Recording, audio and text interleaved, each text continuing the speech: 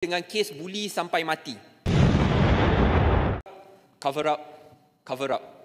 Melindungi jenayah demi nama baik sekolah, nama baik universiti, nama baik kawan, nama baik senior.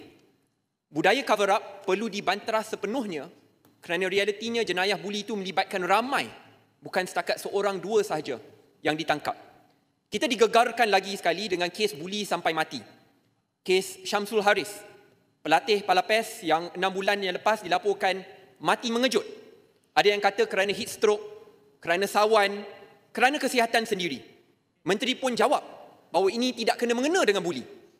Nasib baik ada ibu mangsa yang tak pernah putus asa, tidak pernah menerima jawapan ini tidak kena mengena dengan buli, yang menuntut keadilan demi anaknya, sampai sanggup menggali semula kubur untuk mendapat keadilan demi anaknya.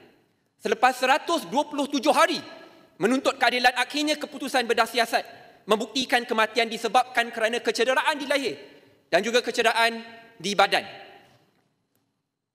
Barulah pejabat peguam negara semalam mengklasifikasikan semula ini mungkin kes buli atau kes bunuh, bukan lagi kes mati secara tiba-tiba.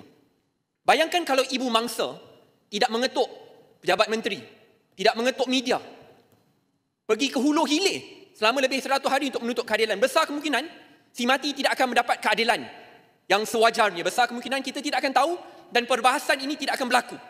Dan ini menunjukkan bahawa ada systemic failure dalam institusi pendidikan kita yang wajar kita tangani. Sebab itu saya ingin ambil sedikit peluang ini untuk memberikan penghormatan yang terbesar kepada Ibu Syamsul Haris, Ummu Haiman. My respect goes to you, ma'am.